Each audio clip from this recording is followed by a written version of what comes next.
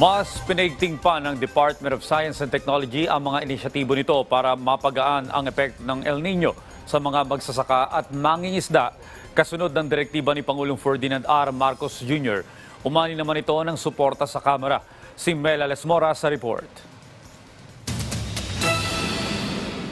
Sa pagbisita ng mga opisyal at kawani ng Kamara sa DOST, Philippine Council for Agriculture, Aquatic and Natural Resources Research and Development o PICARD, ibinida ng ahensya ang kanilang mga programa at proyekto na lubos na makatutulong sa ating mga kababayan. Partikular na riyan ang mga inisyatibong pang-agrikultura sa gitna na rin ng banta ng El Nino phenomenon. Ang direktiba rin kasi ni Pangulong Ferdinand R. Marcos Jr. dapat itong pakatutukan at agad tugunan. Ayon kay DOST PICARD Executive Director Reynaldo Ebora, mahalagang bahagi ng lipunan ang agham at teknolohiya, lalo na sa pagtugon sa iba't ibang problema. Kaya't patuloy ang kanilang pagsisikap sa pagbuo ng mahalagang imbensyon at inisyatibo na mapakikinabangan ng lahat. Sa isang exhibit, ipinasilip nila ang ilan sa kanilang mga proyekto, katuwang ang ilang universidad, institusyon at kumpanya.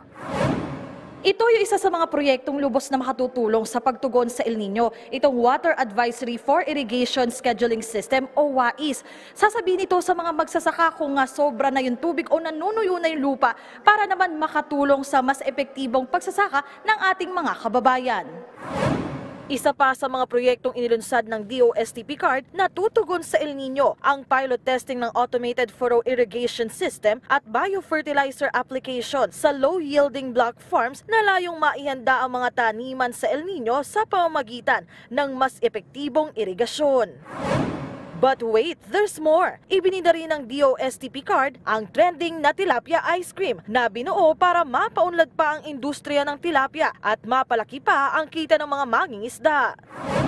Ito naman ang ASF Rapid Test Kit na ala COVID antigen test na ilang minuto lang matutukoy na kung may ASF ang isang baboy. Ito namang prototype ng seaweed harvester makatutulong sa mga magsasaka na mapadali ang pag-ani ng seaweed.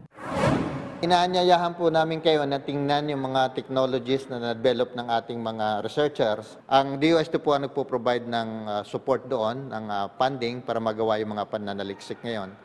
Kung sakali pong may mga technology kayong nais na ma-access, puntahan po ninyo ang website ng PICARD. Meron po doong isang area na yung e-library namin, nandun po yung mga information.